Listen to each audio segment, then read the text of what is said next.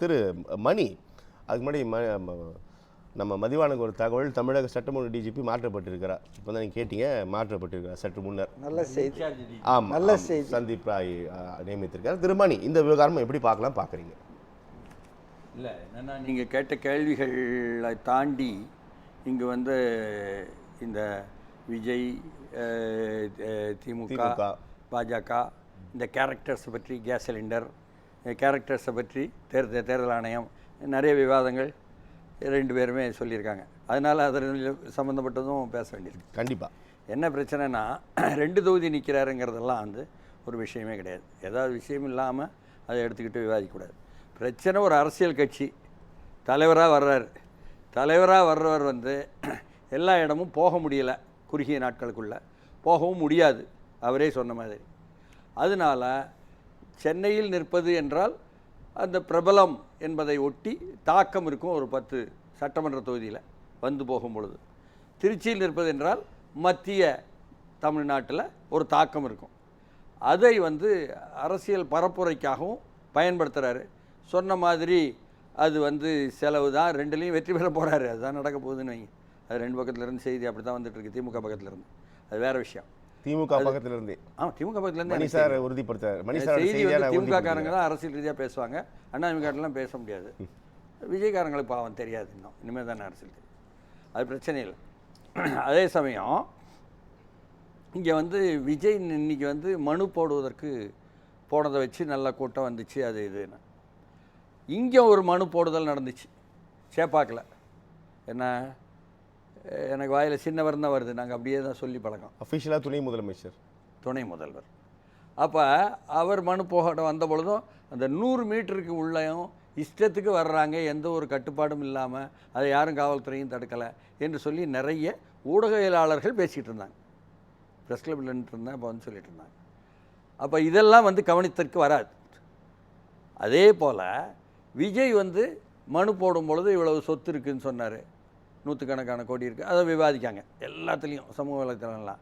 3.5 கோடி தான் இருக்குங்கிறாரு முதலமைச்சர்னா, அது யாரும் சிரிக்கவே மாட்டேங்கிறாங்க. ஆனால் அது சிரிக்காமல் இருக்கீங்களா, சிரிங்கன்னு சொல்லி சின்னவர் சொல்லிட்டார். எங்கள் அப்பாவுக்கு கார் இல்லைன்னு எனக்கு இப்போ தான் தெரியும். அதுக்கப்புறம் தான் எல்லோரும் திரும்பி பார்க்கலாம், ஆமாம் கார் இல்லைன்னு ஓட்டிருக்காரு. அப்போ அதுமாரி நிறைய சிரிப்பு வந்து எல்லா அரசியல்வாதியும் தான் கொடுப்பாங்க. இந்த அரசியல்வாதிகள் எல்லோருமே சிரிப்பு மூட்டுறவங்க தான்.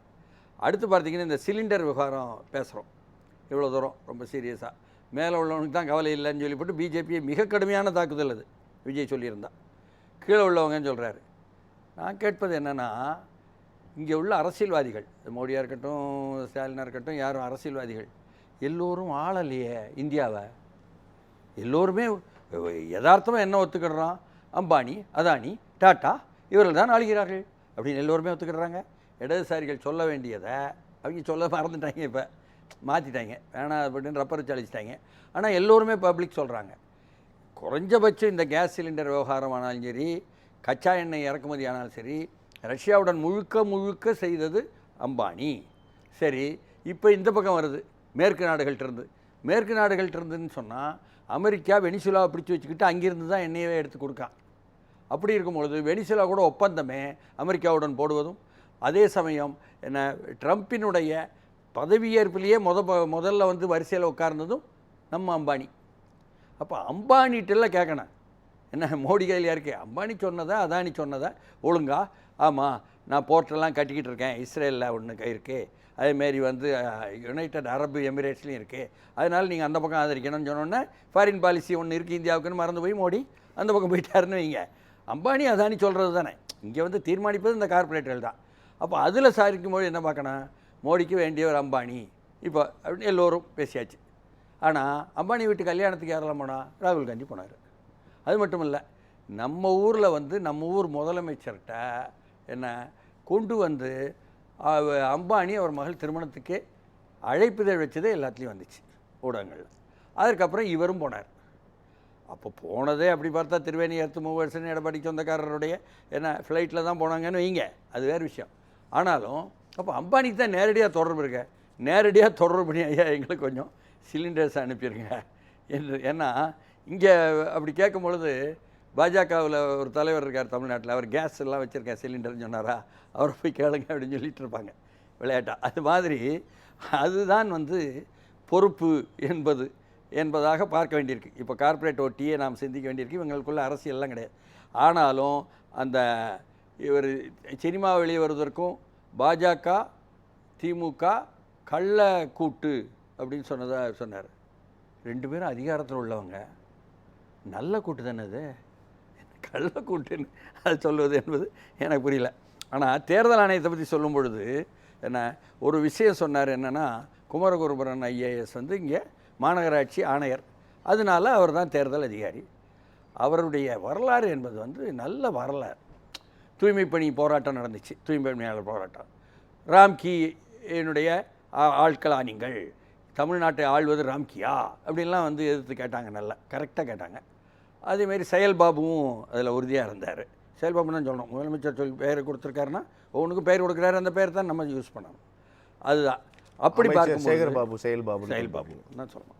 அதேமாதிரி வந்து குமரகுருபரன் வந்து என்ன பண்ணுறாருன்னா, அங்கே வந்து ராம்கியினுடைய ஆளாக தான் நடந்துக்கிட்டார். அப்போது அரசாங்கத்தை தாண்டி தனியாருடைய ஆளாகவே நடந்துக்கிட்ட ஒன்று. அவர் கமிஷனராக இருக்கும் பொழுது தூய்மை பணியாளர் விஷயத்தில் அது கோர்ட்டுக்கெல்லாம் போச்சு, கோர்ட்லேயே இந்த மாதிரி விவாதமெல்லாம் வந்திருக்கு. அது வேறு விஷயம். ஏன்னா அப்போ முதலமைச்சரே பிரச்சனையை முடியுங்கன்னு சொல்லும் பொழுது குமரகுருபரன் ஜெயக்கொடின்னு 2 ஐஏஎஸும் உட்காந்துக்கிட்டு கோர்ட்டில் மாற்றி அதெல்லாம் பேச்சுவார்த்தையெல்லாம் இல்லைன்னு சொல்லிவிட்டு தவறான செய்தியெல்லாம் கொடுத்த வரலாறுலாம் இருக்குது. கோர்ட் விவகாரம்லாம் இருக்குது, அஃபிடவிட்லாம் இருக்குது, விடுங்க. அதனால் அதிகாரிகள் இப்படி தான் இருக்காங்க என்ற சூழலில் தான் இப்போ வந்து விஜய்ன்னு சொன்னால் பார்த்தீங்களா ஏன்னா அப்போ 41 பேருக்கு அரூர் மட்டும் இல்லை, இப்போ போகும்பொழுது அங்கேயும் பாருங்கள் தஞ்சாவூரில் அடிபட்டவர், இன்னொருத்தர் பின்னால் அடிபட்டவங்க இறந்துட்டாங்கன்னு அந்த ஸ்டாம்பீடுன்னு வரும்பொழுது நெரிசலில் இறந்தவர்கள் என்பது நிச்சயமாக கவலைப்படணும், அதுக்கு பொறுப்பெடுக்கணும், எல்லாம் ரைட். ஆனால் அதை குற்றம் சாட்டுவது என்று இருந்தால் இன்றைக்கி அப்படி பார்த்தா ஈரோட்டில் நம்ம முதலமைச்சர் போன இடத்துல அங்கேயும் வந்து கூட்டத்தில் ஒரு நிர்வாகி, திராவிட முன்னேற்ற கழக நிர்வாகி அதேமாரி மாரடைப்பு வந்து இறந்துருக்கார். இப்போ இது வந்து நெரிசலில் கூட்டத்தில் நடக்கு. அதுக்காக அந்த அரசியல் தலைமையை குற்றம் சாட்டுவதுன்னு இங்கே ஊடகங்கள் எல்லாம் எப்படி 3 கோடி முதலமைச்சருடைய சொத்துங்கிறத விவாதிக்காமல் 300 கோடி விஜயினுடைய சொத்து என்பதை விவாதிக்காங்களோ அதேமாரி எல்லாம் பயஸ்டாக என்ன ஒரு சார்பாகத்தான் இருக்காங்க. இந்த ஒரு சார்பாகத்தான் அங்கும் இந்த விஷயம் கூட, இந்த டெத்தை கூட வந்து பார்க்கப்படுது என்பதற்கு இதைவிட ப்ரூஃப் ஒன்றும் இருக்க முடியாது. இவ்வளவு நெருக்கடி நீங்கள் சொல்கிறத நான் வந்து உங்களுடைய வேர்ஷனாக புரிஞ்சுக்கிறேன் திருமணி. இவ்வளவு நெருக்கடிகளே அப்போ எப்படி கையாள போகிறார் அப்படின்றது தான் நமக்கு முன்னாள் அவருக்கு முன்னாள் ஒரு கேள்வியாக இருக்கும். விஜய் வந்து தமிழ்நாட்டை யார் ஆண்டு கொண்டிருக்காங்கன்னு அவருக்கு தெரிஞ்சு போச்சு. அதுதான் பிரச்சனையே. என்ன அப்போது ஆட்சி மாற்றணும் என்பதற்காகத்தான் நாம் அரசியல் வந்திருக்கோம் என்பதுக்கும் அவருக்கு விளங்கிருச்சு. அதையும் தாண்டி தனக்கு பின்னால் வர்றவங்க தமிழ்நாடு எங்கும் கருத்தை இந்த ஆட்சியை மாற்ற வேண்டும் என்ற கருத்து வந்துக்கிட்டு இருக்கு பெரிய அலையா என்பதும் அவரால் புரிய முடிஞ்சிச்சு. அதனுடைய விளைவாக திமுகவை குறிவைப்பது, அவர்களுடைய ஊழல்களையும் தப்புக்களையும் எடுத்து சொல்வது என்பதில் கவனம் செலுத்துகிறாரு. மற்றதெல்லாம் பெருசாக கவனம் செலுத்தலை. இதுதான் இந்த அடுத்த 20 நாட்களுக்கும் பரப்புரையில் அவர் செய்ய வேண்டிய வேலை என்று அவர் புரிந்து வைத்திருக்கிறார். இப்போ செய்து கொண்டிருக்கிறார். ரொம்ப சீரியஸ் சார்ஜ் வைக்கிறார் கூட மதிவாணன் அட்ரஸ் பண்ணார். ஆனால் இந்த கட்சிகள் அவரை ரொம்ப கடந்து போகிறாங்களே எளிமையாக. அவர் ஒரு பொருட்டே இல்லைன்னு கூட சுமன் கவி பேசியது நீங்கள் எதிர்த்து பேசிட்டா இப்போ வந்து அலையாக வரக்கூடிய வாக்குகள் விஷயம் நோக்கி வருது இருக்குல்ல, அது கவனம் குவித்து கன்சால்டேட் உறுதிப்பட்டு நின்று விடுமோ விஜய் பக்கம்.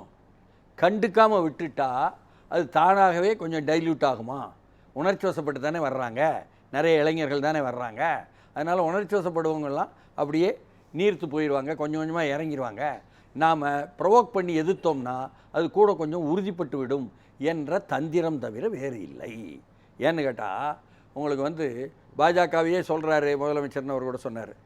அவர் வந்து இல்லாத பாஜக தான் தமிழ்நாட்டில். அது வந்து நம்ம வந்து எல்லோருக்குமே தெரியும், பாஜகக்கே தெரியும்.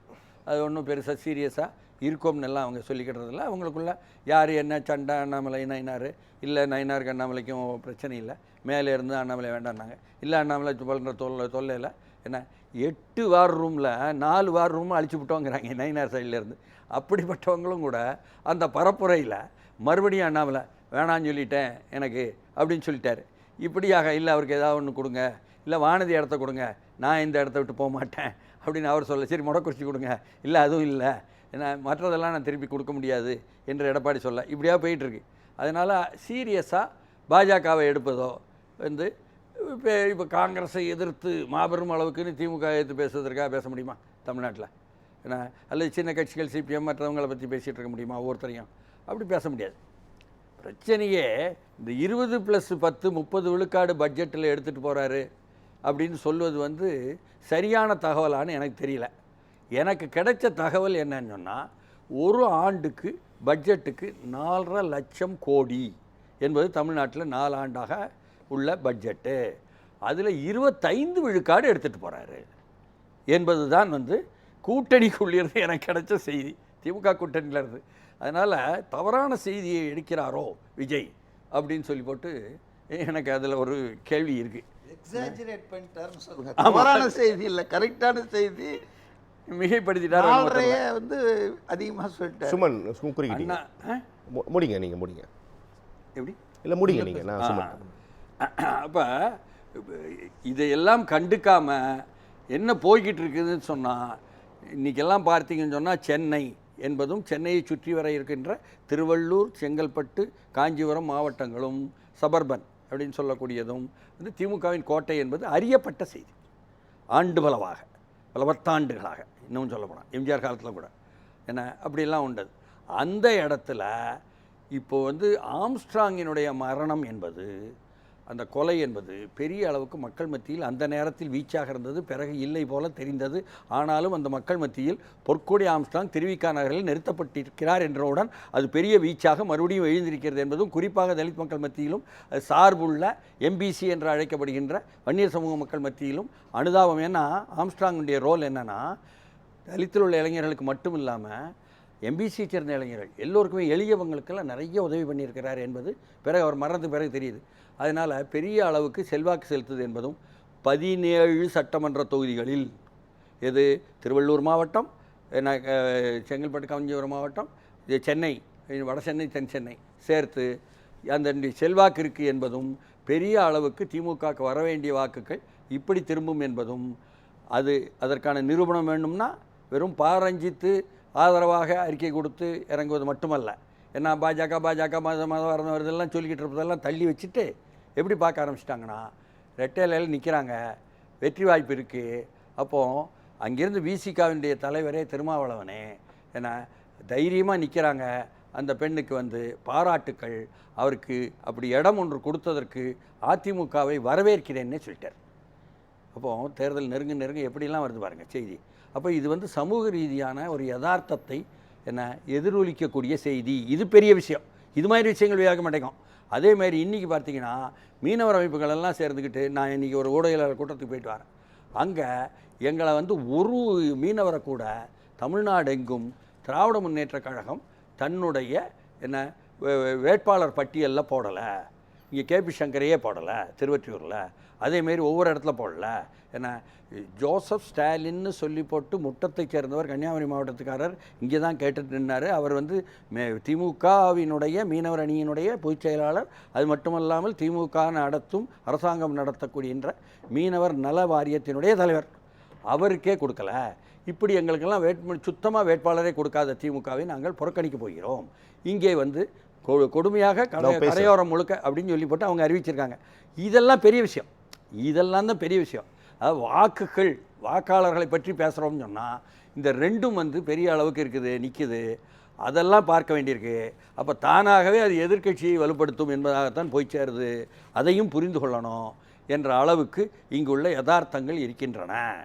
என்ன தான் வந்து பாஜக எதிர்த்து இந்த மத பூச்சாண்டியெல்லாம் காட்டாதீங்க. ஏன்னா நிறைய கிறிஸ்துவ மீனவர் தலைவர்கள் நீங்கள் சொல்கிறாங்க, இந்த மத பூச்சாண்டியெல்லாம் எங்கள்கிட்ட காட்டாதீங்க, நீங்கள் வந்து முழுக்க எங்களுக்கு எதிராக இருக்கீங்க மீனவ சமூகத்துக்கு, கிறிஸ்தவ மீனவர்கள் ஆயர்கள்லாம் முதல்ல கவனிங்க என்றெல்லாம் சொல்லிவிட்டு, அதையும் தாண்டி என்ன சொல்கிறாங்கன்னு சொன்னால், நீங்கள் வந்து ஆர்எஸ்எஸ்ஓ பாஜகவுடன் உள்ள வழிகாட்டல் உறவில் தான் இருக்குது திமுகனே சொல்லி குத்துறாங்க அந்த ப்ரெஸ் மீட்டில். நம்ம பேசலாம். கவனிக்கணும் மணி சார், இதற்கு எக்ஸலத்தில் தொண்டர்கள் பலம் என்று 48 விழுக்காட்டினர், தீவிர பிரச்சாரம் என்று 8 விழுக்காட்டினர், கையாளுவது கடினம் என்று 44 விழுக்காட்டினர் பதிவிட்டிருக்கிறார்கள். அதேபோல் வலையொலியில் தொண்டர்கள் பலம் என்று 45 விழுக்காட்டினர், தீவிர பிரச்சாரம் என்று 8 விழுக்காட்டினர், கையாளுவது கடினம் என்று 47 விழுக்காட்டினர் பதிவிட்டிருக்கார்கள். இது தொடர்பாக உங்களுடைய கருத்து பார்வை?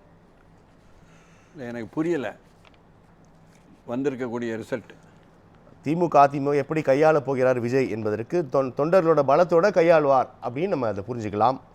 தீவிர பிரச்சாரத்தின் மூலமாக அதை கையாள்வார் என்று புரிஞ்சுக்கலாம். கையாளுவது கடினம் அப்படின்றது 44 விழுக்காட்டினர்.